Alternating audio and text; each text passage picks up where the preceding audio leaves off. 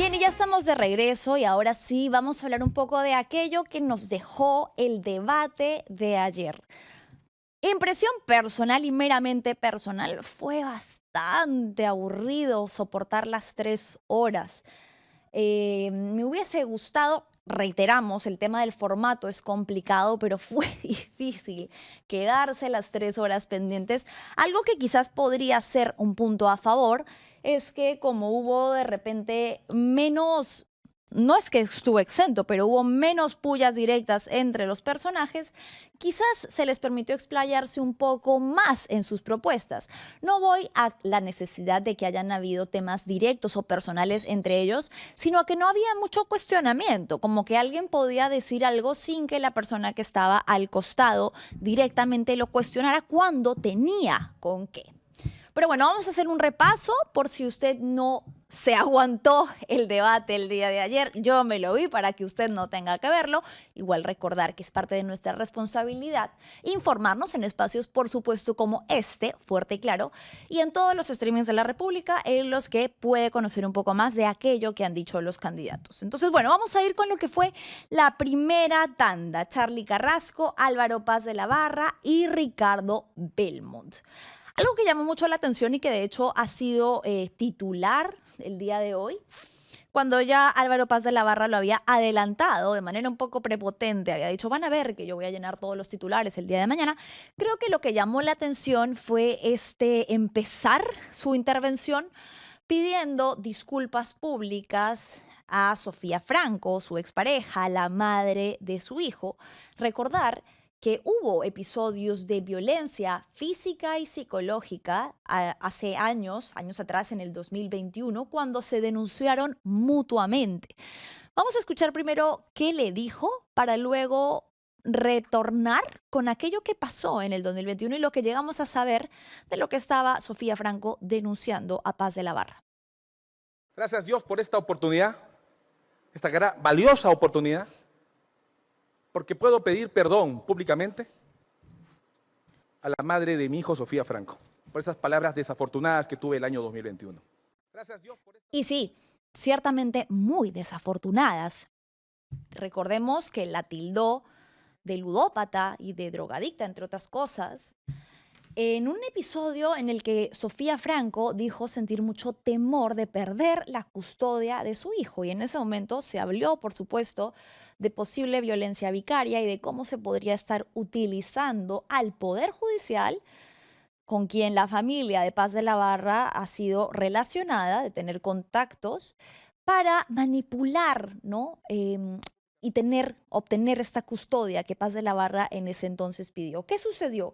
El 24 de marzo del 2021, Paz de la Barra fue quien llamó a las autoridades, a la policía, para denunciar a su entonces pareja, Sofía Franco, supuestamente por violencia familiar. Si algo se recuerda de las imágenes de esa intervención, fue la manera agresiva, cruel y brutal con la que se llevó a cabo, en particular en contra de una mujer, de Sofía Franco. Usted recordará las imágenes en las que ella está esposada, acorralada contra el suelo, sí, con mucha violencia, ¿no? En comparación con cómo se suelen llevar a cabo los operativos, algo que preocupó muchísimo a las personas en general, debido a la posición de poder y política que ya tenía para entonces Paz de la Barra. Y fue en ese mismo momento en el que él tuvo estas palabras a las que ahora se refiere, en las que ciertamente ejerció violencia psicológica contra ella, llamándola todo esto que les digo, y diciendo que debido a esto iba a pedir la custodia de su hijo. Sofía Franco dijo tener mucho temor. Luego aparentemente hubo reconciliaciones, incluso pertenecieron al mismo partido político. Curioso, ¿no? Si tanto perdón quería pedirle a la madre de su hijo, cosa que reconozco, no sé si este era el momento, un debate público en el que usted está buscando ostentar un cargo político, politizando ese perdón, ¿no? Utilizando ese capital del perdón y el de soy un hombre arrepentido, justamente en este momento, cuando hubo muchas otras oportunidades para hacerlo, tratándose pues de la madre de su hijo. Pero bueno, en fin, Charly Carrasco, del Partido Demócrata Unido Perú, habló sobre principios bíblicos, se refirió a principios bíblicos. Me llamó la atención la expresión porque estamos en un país laico, no necesitamos que la Biblia ni ninguna religión sea la que rija el país, sobre todo cuando ya hemos tenido suficiente de evangélicos, religiosos y dogmáticos en el Congreso.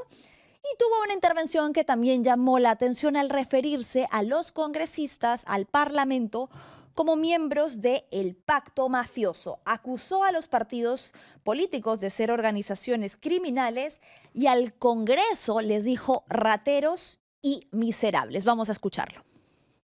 El pacto mafioso no debe pasar la valla electoral.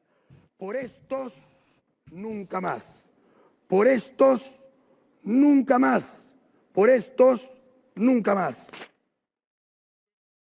Bien, rompió entonces el cartón en el que estaban los símbolos y parece que se sumó pues a esta campaña popular de Por estos no, que incluso también hemos divulgado desde aquí de la República, y lo que tenía era los partidos de la, como diría Forsyth, mismocracia, ¿no? Aquellos que llevan muchos años perpetuándose en el poder. Y terminó pues rompiendo de manera simbólica el papel. Luego Belmont se presentó también, pese a que había dicho que no iba a asistir, del Partido Cívico Obras, y propuso reorganizar el sistema de justicia y dijo también ser el candidato más viejo, esto lo dijo en sus palabras, un candidato que ya habría pasado a la historia por tratarse del candidato con mayor edad en la historia del Perú. ¿Qué propusieron? A ver, Carrasco propuso retorno al servicio militar obligatorio.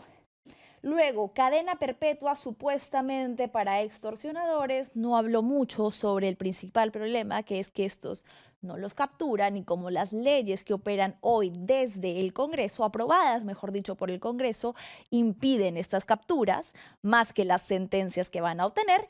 Y habló de la expulsión de indocumentados. Uno más, y vamos ya sumando rayitas a la larga lista de candidatos que van a usar esta propuesta populista que lamentablemente para ellos ya no parece estar funcionando tanto. Podrían levantarle un poquito ahí de vistas y de adeptos, pero ya suena un poco como cuento viejo. A ver, Paz de la Barra habló de una supuesta revolución social, implementación de un programa para capturar corruptos y criminales. Y ahí terminó básicamente en propuestas lo que fue la primera tanda. Vamos a pasar a la segunda terna de candidatos. ¿Por quién estuvo conformada? Por Fiorella Molinelli de Fuerza y Libertad, por Francisco Díaz-Canseco de Perú Acción y por Armando Macé del Partido Democrático Federal.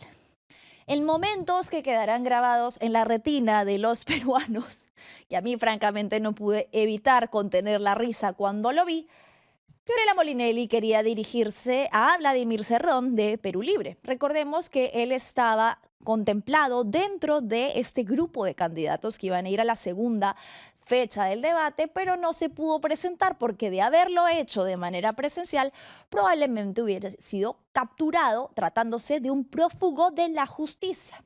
Intentó hacerlo de manera digital y le dijeron, no señor, aquí solamente se permite presencialidad, venga, lo invitamos a venir. No asistió. ¿Qué hizo Fiorella Molinelli?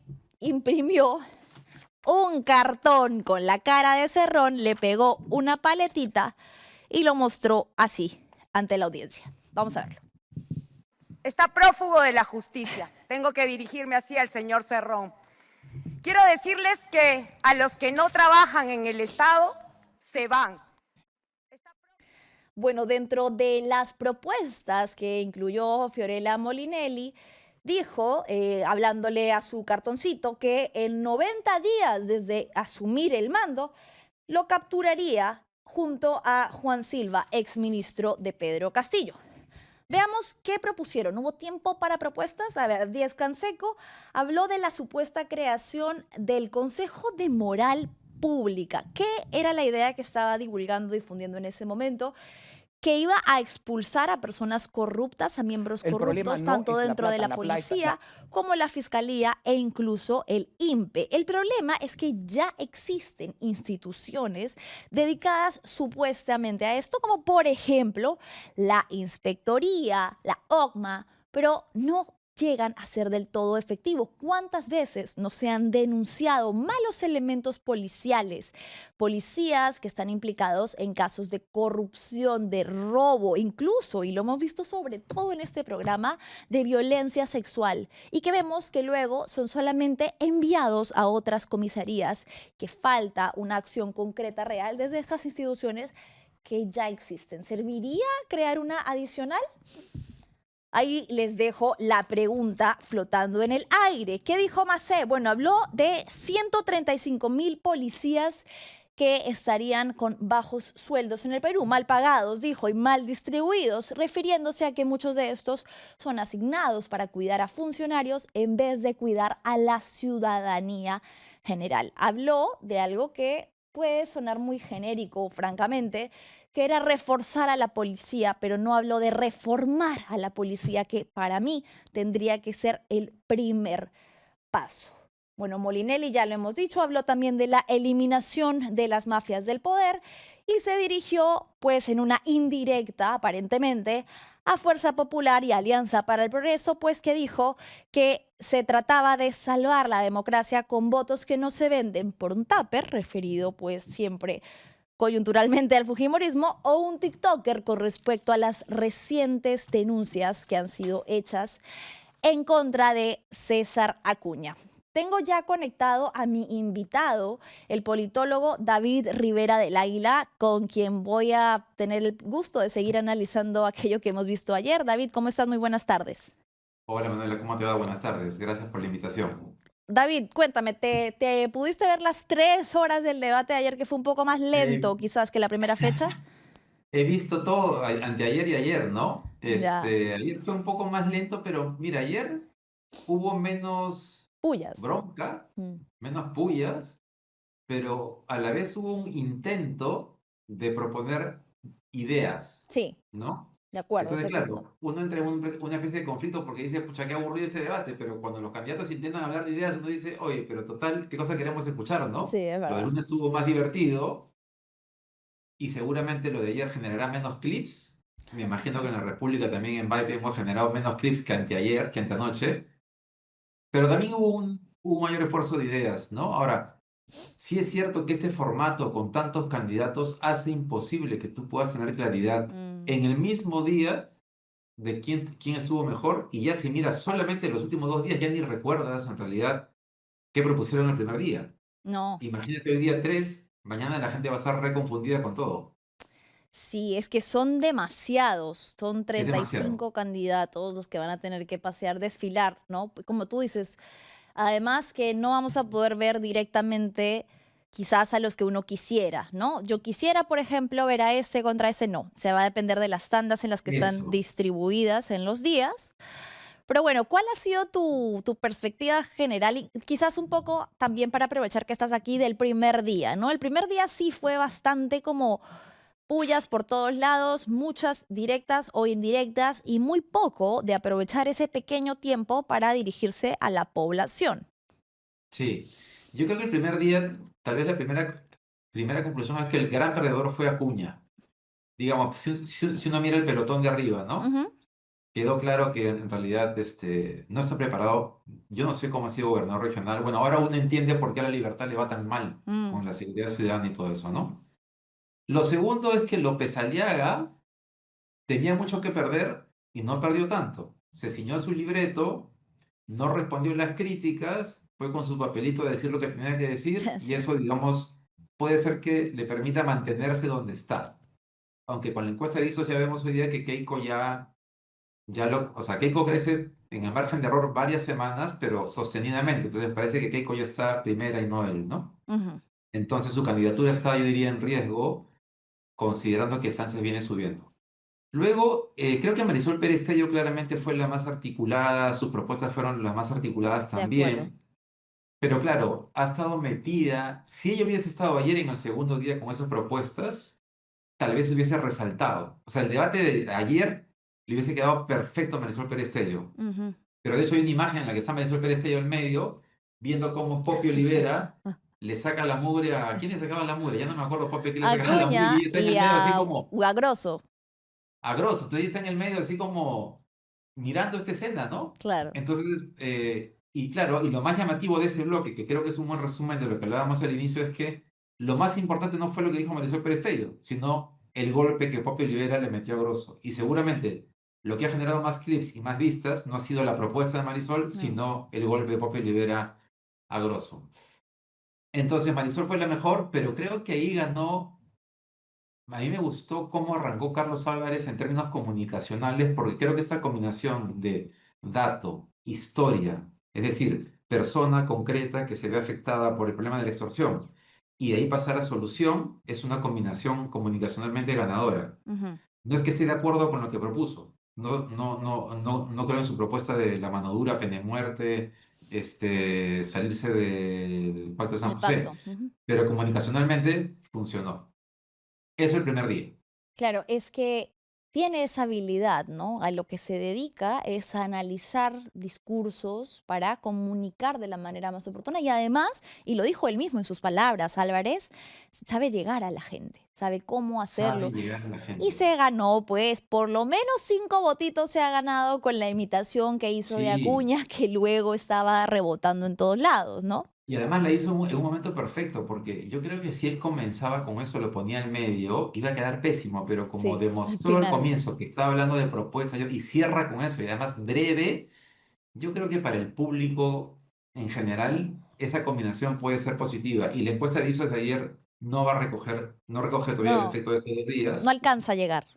No sé si les ha pasado a ustedes, pero en el canal que tenemos Vibe, de los clips que hemos generado, el más visto es la imitación de Acuña, de Carlos Álvarez. Mira, es el mejor, el que mejor le ha ido. El más alto. Hay otros ahí en su nivel, pero digamos, ese es el que la gente más se ha visto, ¿no? Claro, claro que la gente, es que de verdad, yo te juro me reía con culpa, pero me reía, pues, ¿no? Porque dentro de Eso, todo, uno se ríe de culpa. Yo lo he visto más de una vez y cuando lo he vuelto a ver, me he vuelto a reír. sí, es muy gracioso, o sea, no puedes evitar reírte. Ahora, David, te hago una pregunta desde cómo opera o cómo percibe el electorado peruano. ¿Qué tanto crees que esa simpatía, por ejemplo, de Poppy, que siempre es un infaltable en todos los debates, o de Álvarez, pueda hacerse tangible en votos? ¿Esto puede hacerlos crecer un poquito? Yo creo que, o sea, creería que Álvarez debe, o sea, en un escenario menos fragmentado, Álvarez debería subir en las encuestas, ¿no? En un escenario donde se le presta más atención a las propuestas, que es supuestamente lo que la gente quiere escuchar, Marisol Perezello debería subir. Pero nuevamente, la fragmentación, la dispersión de candidatos, ideas, y otra cosa importantísima, ¿no? Estamos en un momento en el cual está el debate que estamos viendo en televisión, que no Versus. lo ve la mayoría de electores, y están los clips que van por redes sociales, que es lo Exacto. que ve la mayoría de electores. Entonces, el impacto en el voto final no es, yo te diría que no es mayoritariamente por lo que pasa, por lo que está pasando en las noches, es lo que está pasando al día siguiente en las redes, Lo que se queda, ¿no? Lo que la lo que gente se llega a queda, ver, ¿no? por ejemplo, ¿no? Es Exacto. que además, y volvemos a esto, el tema del formato no ayuda para nada. Entre semana, en la noche, cuando la mayoría llega cansada del trabajo, y creo que van a ser muy pocos los que digan, bueno, yo responsablemente me zampo y no los culpo, 3 horas de Sí, sí, sí. debate de lunes a miércoles. Pero ¿qué voy a hacer el día siguiente? Voy a entrar a redes y me van a aparecer los clips y eso es un poco con lo que me voy a quedar que pasó Exacto. del debate, ¿no? Entonces, quizás por ese lado sí van a ser los que tengan estos momentazos, por así decirlo, independientemente de que o tengan pésimas propuestas o no tengan propuestas en lo absoluto, quienes van a resaltar. Y eso es triste Sí. porque no debería ser esa, creo, la altura de un debate presidencial. No. Ahora, otra variable que si no tuviésemos este mundo paralelo de lo virtual y los clips, es interesante que en los 2 días ha habido dos posiciones respecto al tema de la seguridad ciudadana. La mano dura, pena de muerte y más las apuestas por la inteligencia, ¿no? Ujú. Ayer Carlos Jaico comenzó a recordar cuántos policías de investigación había a finales de los 80 y cuántos había ahora, y realmente es una cifra bastante buena la que dio, ¿no? Con un país mucho más grande, mucho más complejo y con un reto mucho mayor de seguridad, Ok. de inseguridad. Y tenías por ejemplo, Álvaro Paz, ¿no? O Díaz Canseco, que tú decías, ¿no? El Consejo de, yo qué sé, de Autonomía. Moral Pública, ¿no? Sí, de la moral Y pública. Álvaro Paz, pues poniéndose como no, ¿no? Mano dura, muerte, marrocado, las cárceles no sé dónde. Entonces, ahí hay un debate que a la gente sí le interesa, Sí. sobre cuál es la salida, ¿no? Este tema de Bukele como idea posible para el Perú, que no es viable además. A la gente cuando hemos salido a conversar en la calle, le sigue sonando que es la solución más viable, ¿no? Y hace unos días, según una discusión, Lucía Damer y Nicolás Ceballos recordaban que si el incremento de penas fuese la solución, el Perú tendría que haber reducido sus índices de criminalidad, porque en los últimos años, si uno aísla las leyes pro crimen, en términos de aumento de penas, ha habido aumento de penas para varios tipos de delitos, y sin Ujú. embargo siguen creciendo. Claro, no se ha reducido la criminalidad. Y es una propuesta que además repiten los candidatos, me imagino por lo populista que puede resultar, ¿no? Y porque no se les ocurre otra cosa. ESPA también lo dijo ayer, el Claro. tema de las supercárceles, lo dijo el primer día López Aliaga, que ya sabemos que le fascina hablar de las chuchupes y de las cárceles que va a instaurar. Entonces, sí vemos que en los 2 días de debate, por lo menos ya podemos identificar que hay lugares comunes, ¿no? En los que caen los candidatos, también con el tema de la expulsión de población venezolana. No sé si has podido identificar alguna otra como Sí, propuesta repetida. sí. No, a mí lo que me ha llamado la atención es la cantidad de cárceles que quieren construir todos los candidatos. Y eso que hay O como sea, 4 yo cárceles dije, que están en si proyecto. tu plan es acabar con la inseguridad, claro, claro, va a seguir creciendo en realidad. Y lo que hay que hacer es encerrarlos a todos los que vayan apareciendo como potenciales, extorsionadores, yo qué sé, ¿no? ¿Quién te ha gustado del debate de ayer o ninguno? De ayer, ¿sabes quién me pareció que ha hecho su tarea? Forsyth, ¿no? Ha hecho su tarea. Claro. Pero sí, pero siento que sigue sin tener, pues, o sea, no tiene la solvencia, digamos, que tú esperas de un candidato a la presidencia, ¿no? Se ha preparado, ha estudiado, tenía cifras, ahí se equivoqué en una. Carlos Jaico, en verdad, estuvo en términos netamente técnicos bien, Sí, buenas cifras, bien preparado. Su ejemplo del tema de inteligencia respecto a cuántos eh, investigadores. investigadores había a fines de los 80 y los que hay ahora es un dato que es súper importante y que yo no lo había escuchado hasta ahora. Sí, es Y es un verdad. dato súper relevante. Lo tengo por Entonces acá, hubo lo gente dijo. así buena. Y después estuvo bueno, había un candidato que no sé, que no recuerdo su nombre, que le preguntaba una cosa, respondía una línea sobre la cosa y después hacía su lista de medidas populistas. Ah, sí. Aumento de pensiones, Sí. salarios para no sé qué. Ya, ya, Sí. ya, O sea, él quería sacarle la vuelta al formato como sea, ¿no? Porque como sabía que sea. si respondía directamente a eso, le iban a decir, candidato, por favor, responda a la pregunta, ¿no? Sí, tengo acá el dato. Jaico mencionó que existen solo 7.000 investigadores en la Policía Nacional actualmente y que es una cifra muy distinta a la que había hace algunos años en el Perú y que es claramente insuficiente, ¿no? Deberíamos reforzar Creo que principalmente dijo inteligencia. que había 18.000 a fines de los 80. 18.000, claro, O mira, sea, y estamos ahora hablando que casi 7.000. 30 años después, con la población que debe ser más del doble, con mayores niveles de inseguridad, tenemos ese número de investigadores. Imagínate, que es terrible, la verdad. Es Sí. increíble cómo los gobiernos no le han puesto atención a eso y es increíble cómo los candidatos apelan a lo fácil y al populismo de la mano dura. Yo creo que algunos por ignorancia, porque creen que eso en verdad lo va a solucionar, a pesar de que todos los estados de emergencia han demostrado que no arreglan absolutamente nada. Este, y otros porque piensan que eso es lo que la gente quiere escuchar, ¿no? Ujú. David, se hablaba un poco de Roberto Sánchez como puntero en las encuestas, se decía paralelamente, él participó ayer en el debate, pero bueno, Sí. hoy salió la de Ipsos. ¿Cuál podría ser un poco una lectura que te surge de estas encuestas que han salido el domingo Datum, ahora intención de voto Ipsos? ¿Cómo ves el panorama? Bueno, claramente la estrategia de Sánchez de imitar a Castillo y la ruta castillista y el sombrero le está dando resultados. No está primero todavía en las encuestas, pero está primero en las zonas rurales ya. Ujú. Y junto con Nieto son los candidatos que más claramente suben. Han subido de la encuesta del 6 de marzo al de la 17 de marzo de 2 a 5%. Es una subida muy importante y es más importante aún si consideramos que Keiko Fujimori, o sea, los punteros están alrededor de 10-11%. Sí, Entonces, si uno mira la curva que siguió Castillo, uno debería esperar que Sánchez naturalmente siga creciendo. creciendo. En los podcasts que hemos estado sacando con analistas de macrorregión sur y norte, solamente, es interesante, solamente Sánchez y López Chau están haciendo mítines que llenan plazas Solo ellos dos, en de todos diferentes los partes del 35 Perú. candidatos. Y ojo que Sánchez ha hecho mítines recién bajando de Cajamarca hasta el centro del Perú y recién va a llegar al sur del Perú. Y ya sin haber llegado al sur del Perú, está primero en las zonas rurales. Entonces uno debería esperar que Sánchez siga creciendo.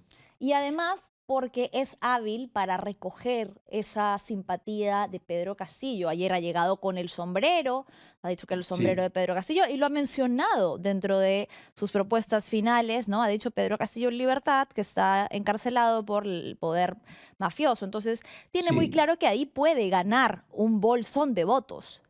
sí. Y habló de los que recuerde, solamente él ha hablado explícitamente del cambio en la Constitución y de varios problemas del país que siempre también ese populismo, ¿no? El tema de creer, de decirle a las personas que vas a arreglar el país cambiando la Constitución. Ujú. Es verdad que hay que cambiarla por todo lo que ha hecho este Congreso, pero no precisamente en los temas que plantea Roberto Sánchez, ¿no? Entonces creo que ahí Roberto Sánchez viene con fuerza. Creo que Nieto también va a comenzar a ocupar un lugar. Creo que, no sé, yo me imagino que no muchos han visto la portada de Nieto en Cosas, ¿no? Pero cuando salió Nieto en la portada de Cosas, Nieto es un político muy hábil. Esa portada en Cosas no es frivolidad, esa portada en Cosas es cálculo político. Creo que Nieto se ha dado cuenta que en la izquierda no tiene espacio para robarle mucho, tal vez a López Chau unos cuantos puntos, y que más bien en la derecha hay una insatisfacción y falta de convencimiento de votar por López Aliaga y Keiko, y quiere por ahí colarse en ese El voto espectro, de derecha. digamos, político, ¿no? Bien, David, te pido Entonces, que no te vayas un segundito que ya, tenemos que mandar a claro. franja electoral. Ya regresamos. Bien, David, coincido contigo entonces, puede ser que Nieto vaya a buscar ese voto indeciso de la derecha, lo cual podría costarle bastante caro porque aún hay una parte de centro izquierda que lo ve como un posible candidato de los que quizás no terminan de simpatizar del todo ni con Sánchez ni con López Chau, que además ha tenido un desempeño bastante cuestionable en el debate, ¿no? Como muy flojito para debatir. Sí. Ahora, claro, es interesante porque no, o sea, nosotros hablamos del centro, del centro, de la derecha, de la izquierda, y claro, cuando uno mira la entrevista que le hizo a Gustavo Álvarez Rodríguez con Tafur el domingo, cuando él responde sobre Petroperú que no quiere privatizarla, sino mejorar la gestión, Sí. tú le dices, ah, entonces eres de izquierda, ¿no? Pero unos minutos después le preguntan por el tema del régimen laboral y habla de la flexibilización, y entonces es de derecha. Claro. Entonces, en realidad, es muy difícil encasillarlo porque Claro. simplemente tiene una mirada. ¿Sabes qué cosa? Nieto me transmite un centro que a diferencia del centro del Partido Morado de antes, que consideraba que ser de centro era como no ponerte en ningún lado y como jugar ¿no? Tibieza. al equilibrio, a ser equilibrista, este es un centro que tiene un pensamiento propio y que lo expresa. Entonces, cuando intentas encasillarlo, no encaja, ¿no? Claro. En ese ámbito del debate. Y yo creo que la gente finalmente no se va a dejar llevar por ese tipo de debates. O sea, ese tipo de debates es un poco para nuestros programas, ¿no? Creo que la gente va a buscar, yo creo que la gente está claramente buscando y más diferenciadamente que elecciones anteriores, alguien que no forme parte del pacto mafioso que ha Sí. gobernado en estos años en el Perú. Y si bien antes solamente la izquierda estaba buscando ese candidato, ahora es la izquierda, el centro y la derecha, o quien podríamos llamar de esos tres bloques ideológicos, que están buscando a alguien que no forme parte del pacto. Hay Correcto. gente a la cual no le convence Keiko Fujimori y López Aliaga, que es gente pro libre mercado de derecha, pero que no quieren votar por esas personas ya. Y ahí creo que hay un espacio para que Nieto se meta. Y es una lástima que López Chau no esté logrando emocionar como Sánchez, ¿no? Mm, Porque, digamos, Castillo, hay que decirlo, fue un peligro, comenzó la destrucción del Estado, ya se habían revertido algunas Corrupción. políticas en los años previos, pero que ha sido realmente de ahí en adelante la pérdida de capacidad institucional en el Perú Sí. en general ha sido terrible, ¿no? Entonces, volver a pensar en un candidato como Sánchez como una posibilidad realmente es, yo diría, bastante irresponsable. Pero lamentablemente López Chao, que sería como la izquierda más de centro, de la centro izquierda, no termina de pegar, ¿no? No termina de Convence. enganchar él como personaje Sí. político. Sí, creo que tampoco le ha ayudado su desempeño en el debate, en el que mucho No. es la percepción, ¿no? De quién pueden percibir un líder, alguien que tiene ideas claras, que además se sepa defender, etcétera, etcétera. David, te agradezco muchísimo, mucho que te hayas tomado el tiempo para conectarte con nosotros, a ver qué nos depara el debate de hoy, otras Hoy 3 día va a estar horas. bueno, parece, ¿no? Sí, hoy vamos a ver, bueno, hay de hecho una tanda directa de Nieto versus Keiko. Ese es el momento que todo el mundo está esperando. Todas mis fichas a esa, ¿ah? Así es. Bien, David, muchísimas Gracias, Manuela. gracias Suerte, que te vaya por muy bien. Chao, chao. conectarte. Ha sido David Rivera del Águila, politólogo. Y ya en estos últimos minutos no quería dejar de aprovechar los videitos que teníamos sobre el debate de ayer. Como bien dijo David, efectivamente ayer el formato, si bien nos quejábamos al inicio de que fue un poquito más omnífero que otros, sí permitió que hayan un poco más de propuestas. Voy a pasar rapidito a la tercera terna, que estuvo compuesta por George Forsyth de Somos Perú, por Carlos Espa de Sí Creo y por Carlos Jaico de Perú Moderno. ESPA, formalización del 80% de los mineros informales y lo que mencionábamos con David, esta propuesta tan populista y reiterativa, cárceles de máxima seguridad. Forsyth se centró en hablar de supuesta inteligencia financiera y tecnología para las principales problemáticas de seguridad y corrupción y habló de cámaras para todos los policías, hablando de la necesidad de operativos transparentes.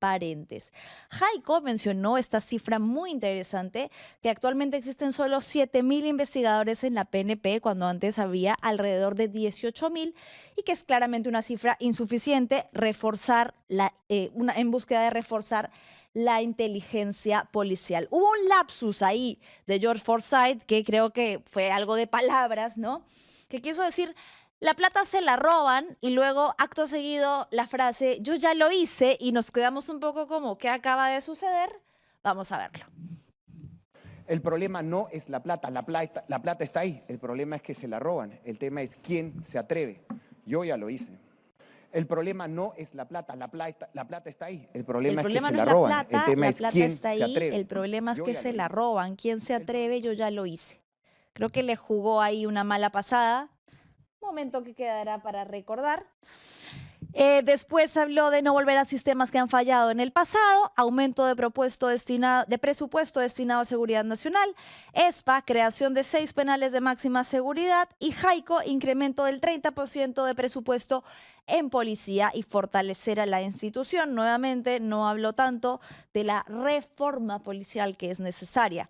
Cuarta terna iba a estar integrada por Vladimir Cerrón de Perú Libre. Ya explicamos por qué no se pudo presentar, evidentemente. Roberto Sánchez de Juntos por el Perú y Walter Chirinos del PRIM. ¿Qué dijo Chirinos? Habló de Rocío Chávez, y ojo a este personaje que trae como una luz, o un personaje célebre dentro de su campaña. Estamos hablando de una ex asesora de Montesinos, y habló de ella como parte de su equipo, y también mencionó a Rogelio Rivas Polanco, quien es el exministro de Justicia de Bukele. Estas campañas de bukelización que siempre van a pegar con el modelo del Salvador, de la mano dura, y fue a lo que Chirinos evidentemente quiso apelar, quiso usar ese recurso.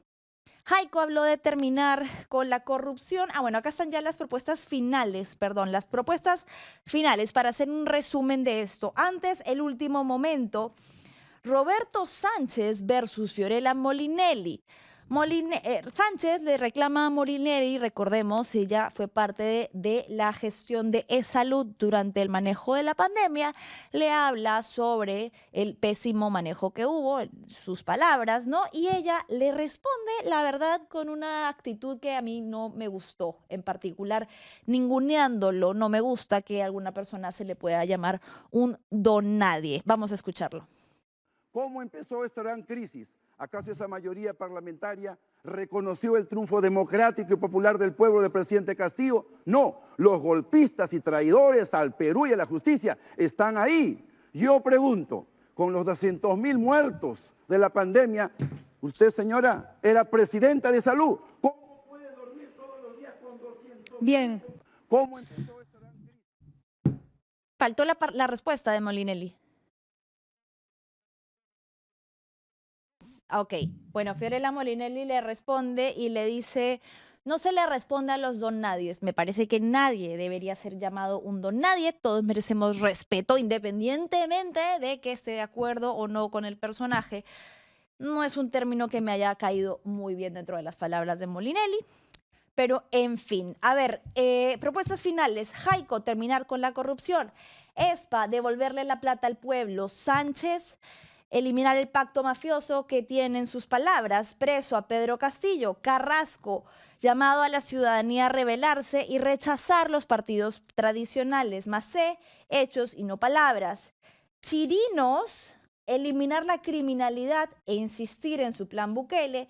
Díez Canseco, revocatoria de mandato. Forsyth reconoció que había sido un error dejar la alcaldía en el 2021 y Molinelli le habló a las mujeres del país e insistió en el pacto mafioso. Vamos a leer algunos de los comentarios antes de mostrarles cómo va a estar compuesta la terna del día de hoy, la terna final. A ver, Roger dice, se agradece estos análisis y conversar de las propuestas de los candidatos porque sí, es tedioso el formato de las 3 horas, no aprenden a hacerlo dinámico, nos dice Roger. Edificio Las Camelias dice, ¿de qué sirven las propuestas si la lideresa no le gusta? Se lo tumban y sigue el retraso. Es así es como ha operado el Perú desde el 2016. Ledoc dice, Paz de la Barra cree que pidiendo disculpas ya está. Concuerdo contigo, Ledoc. Fernando dice, lo más probable es que pasen a la segunda vuelta Keiko por la derecha y Roberto Sánchez por la izquierda con el apoyo de Castillo. No olvidemos este datito que les di ahorita mientras estábamos conversando con David, que señala que Roberto Sánchez estaría ya encabezando las encuestas y que estas, ojo, no alcanzan todavía a tomar el desempeño que tuvo ayer en el que mencionó múltiples veces a Pedro Castillo. Ledoc dice, Espa, ¿cómo se desinfló? Gracias a su apoyo al almirante Montoya. Efectivamente, fue algo que el electorado no le va a perdonar. Bueno, vamos a cerrar con la imagen de las ternas de hoy para que la audiencia pueda estar atenta al debate que inicia a las 8 de la noche. Canchita y atención porque se viene. Amigos, yo estoy un poco ciega. Voy a pedir a nuestros amigos de GMO que por favor me hagan llegar un anuncio para poder tener los lentes y ver la terna. No la leo. Pónganmelo un poquito más grande, por favor. La terna de hoy. A ver, ahora sí. Ronald Atencio, Paul Jaimes y Antonio Ortiz en la terna 1, en la terna 2, Enrique Valderrama, Roberto Quiabra y Mario Vizcarra, interesante terna. En la terna 3, y aquí todas mis fichas, Jorge Nieto, Keiko Fujimori y Mesías Guevara. Y en la terna 4, Herbert Galler, Rafael Belaunde y Rosario Fernández. Y en la siguiente redistribución, vamos a ver a los mismos candidatos, pero como ya hemos visto en el formato, enfrentados de maneras distintas. Bueno, no se lo pierdan hoy. Y vamos con un último recordatorio. Las lunas monofocales digitales están diseñadas para mejorar el confort visual en personas que pasan muchas horas frente a las pantallas. Conoce más en las tiendas de ópticas GMO. Ante molestias visuales persistentes, se recomienda realizar un examen visual con un profesional. Muchas gracias por habernos acompañado. Mañana último análisis de los debates y nos reencontramos en Fuerte y Claro como cada tarde a las 3. Chau, chau.